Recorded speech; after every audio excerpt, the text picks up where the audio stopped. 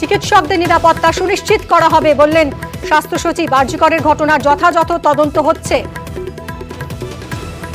সরাসরি কথা বলবো বিশ্বজিৎ আমাদের প্রতিনিধির সঙ্গে। বিশ্বজিৎ, কিছুক্ষণ আগেই আমরা দেখলাম স্বাস্থ্য সচিব তিনি আবেদন জানালেন যাতে এই আন্দোলন এবার প্রত্যাহার করা হয়, কারণ জরুরি পরিষেবা, স্বাস্থ্য পরিষেবা বিঘ্নিত হচ্ছে। এরপর আন্দোলনকারীরা কি করবেন ভাবছেন?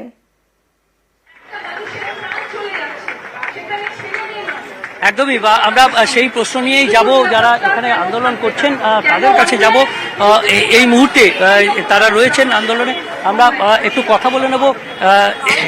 একটু যে কিছুক্ষণ আগে স্বাস্থ্য সচিব তিনি প্রেস কনফারেন্স করলেন এবং বললেন যে এমার্জেন্সি পরিষেবা সেটাকে স্বাভাবিক করতে হবে।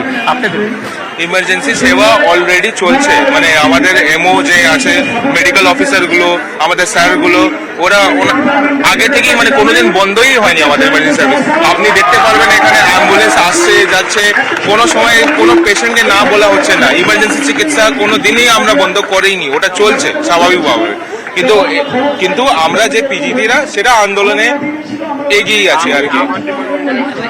স্বাস্থ্য সচিব যখন বলছেন তখন কি এটা বলবেন যে পিজিটিরা যখন আন্দোলনে তাদের ছাড়া চিকিৎসা পরিষেবা মানে এমার্জেন্সি পরিষেবা সত্যিই কি বিঘ্নিত হচ্ছে? বুঝতে পারলাম। স্বাস্থ্য সচিব বলছেন যে এমার্জেন্সি পরিষেবা কিছুটা বিঘ্নিত হচ্ছে, তার মানে পিজিটিরা না থাকলে কি এটা বিঘ্নিত হয়? সেটা একটু তো হবে, সেটা তো একটু হবে, কেন কি এতগুলো ম্যান ফোর্স আমরা এখানে আন্দোলনে আছি বলে একটু হচ্ছে, কিন্তু সেটা অবভিয়াসলি মেটানো যায় তাড়াতাড়ি। যদি এই জিনিসের আমরা পেয়ে যাই, মানে আমরা জাস্টিস পেয়ে যাই, তাহলে আমরা কাল থেকেই স্টার্ট করে দেবো, আজকে স্টার্ট করে দেবো। সেই জিনিসটা আপনাকেও বুঝতে হবে। আমাদের একটা নিজের বোনের এই জিনিসটা হয়েছে, সেটা তো আমাদেরকে খারাপ লাগবেই না। আমরা যদি নিজের বোনকেই প্রোটেকশন না দিতে পারি, তাহলে আমরা কাকে আর চিকিৎসা করব? একদমই। অর্থাৎ স্বাস্থ্য সচিব যে কথা বলেছেন সেই কথার পাল্টা যে যারা আন্দোলনে রয়েছেন তারা বলছেন যে কখনোই এমার্জেন্সি পরিষেবা বিঘ্নিত করে তারা আন্দোলনে নয়, তবে এই আন্দোলনের ফলে কিছুটা তো ব্যাহত হচ্ছে এবং সেখানে যারা সিনিয়র চিকিৎসক রয়েছেন তারা এমার্জেন্সি পরিষেবার জন্য রয়েছেন। কাজেই এই পরিষেবা বিঘ্নিত করে তারা আন্দোলন করছেন এমনটা নয়।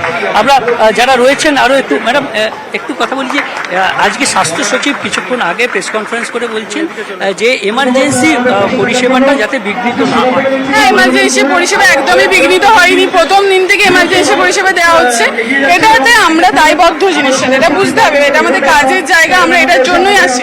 কিন্তু আজকে আমরা বাধ্য হচ্ছি বাকি পরিষেবা বন্ধ করতে। এমার্জেন্সি পরিষেবা কোনো বন্ধ হয়নি, বিঘ্নিত হয়নি। এখান থেকে বারবার বলা হয়েছে, সিনিয়র ডক্টর যারা আছেন, প্রফেসর টিচার যারা আছেন, তারা সবাই ওখানে পরিষেবা দেওয়ার জন্য আছেন। এমনি পর্যাপ্ত ডক্টর নার্স সবাই আছেন ডিউটিতে তারা এমার্জেন্সির জন্য। স্বাস্থ্য সচিব যখন বলছেন যে কোথাও বিঘ্নিত হচ্ছে, আমরা দেখি যে এর আগেও যখন পিজিটি যে কোনোভাবে আপনারা আন্দোলনে গেছেন তখন এই পরিষেবাটা বিঘ্নিত হয়। কেন হতে হবে? কারণ এখানে তো সরকারিভাবে নিয়োজিত ডাক্তাররা রয়েছে। দেখুন, প্রথম কথা বলি যে আমরা তো আর ইচ্ছে করে এই সমস্ত কিছু করি না। আমাদের কারো শখে এখানে দিনের পর দিন বসে নেই। আমাদেরকে বাধ্য করা হয়েছে যে এখানে বারবার ধরে যে সমস্ত কিছু মন্তব্য হচ্ছে এবং এত দেরি করা হচ্ছে, এই যে ইনভেস্টিগেশন, আমরা বারবার যে দাবিগুলো রাখছি সেগুলো যখন পূরণ হয়ে যাবে আমাদের কর্মবিরতি উঠবে। আমরা যদি যারা আসল কালপ্রিট, যারা দোষী, তাদেরকে যদি ধরতে পারে পুলিশ, তাদেরকে আড়াল করার চেষ্টা করছে।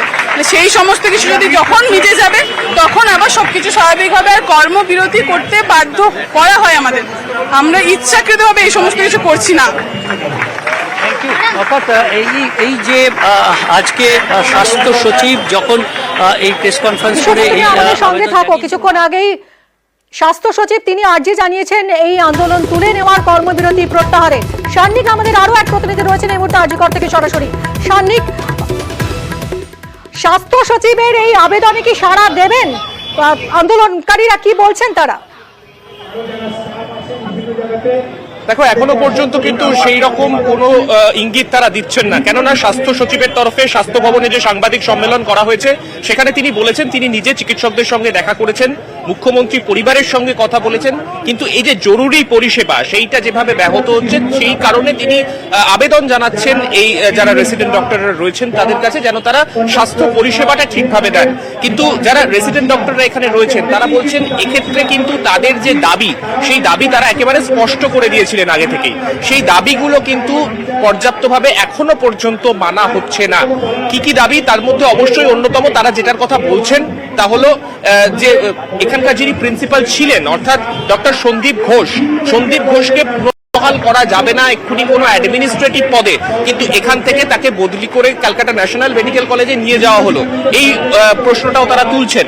পাশাপাশি বিভিন্ন ক্ষেত্রে তদন্তের যে প্রক্রিয়া চলছে সেই তদন্ত প্রক্রিয়া নিয়েও কিন্তু তারা অসন্তোষ প্রকাশ করছেন। তাদের স্পষ্ট দাবি, তারা যেভাবে এই তদন্ত প্রক্রিয়া চেয়েছিলেন, যেভাবে জুডিশিয়াল এনকোয়ারির দাবি তারা করেছিলেন, সেই দাবি অনুযায়ী তাদের তদন্ত প্রক্রিয়া এগোচ্ছে না। সেই কারণে যারা এখনো পর্যন্ত তাদের যা স্ট্যান্ড ছিল সেই জায়গায় কিন্তু তারা অনড় থাকছেন। এখনো পর্যন্ত তুমি দেখতে পাচ্ছ আরজিকর মেডিকেল কলেজ হাসপাতালে একে একে প্রচুর রেসিডেন্ট ডক্টররা তারা যোগ দিচ্ছেন। তাদের যারা প্রফেসররা রয়েছেন তারাও কিন্তু একই সঙ্গে তাদের পাশে দাঁড়িয়ে তাদের পাশে থাকার বার্তা কিন্তু তারাও দিয়েছেন। একটু যদি কথা বলা সম্ভব হয়।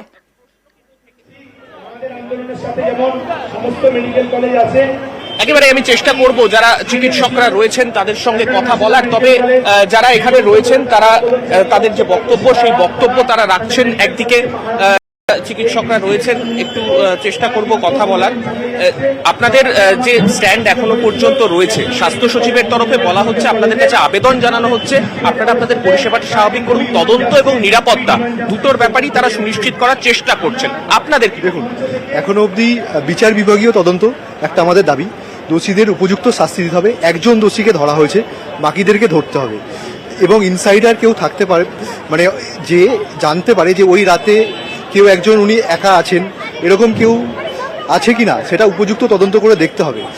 তদন্ত যেন নিরপেক্ষ হয়, আমাদের এই একটাই দাবি। আমরা কথা বলছিলাম সরাসরি আরজিকর থেকে।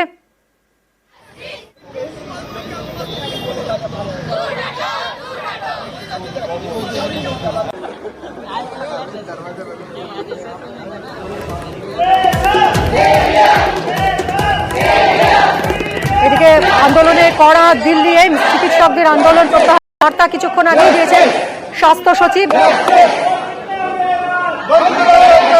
আরজিকরের প্রতিবাদ দিল্লিতেও। মৈত্রী আমাদের প্রতিনিধি রয়েছেন, ডিটেলে জানাবেন মৈত্রী। দিল্লি এইমসেও সকাল থেকেই কিন্তু কর্মবিরতি চলছে এবং এইমস কর্তৃপক্ষের তরফ থেকে, দিল্লি এইমস কর্তৃপক্ষের তরফ থেকে কড়া হুঁশিয়ারি দেওয়া হয়েছে এই কর্মবিরতির বিরুদ্ধে। সেখানে 2011 সালে দিল্লি হাইকোর্টের একটি অর্ডারের কথা উল্লেখ করে তারা জানিয়েছেন কোনো পড়ুয়া, রেসিডেন্ট, এমনকি কর্মী এবং ফ্যাকাল্টি তারা কেউ কোনো ধরনের ধর্ণা, প্রদর্শন এবং আন্দোলন তারা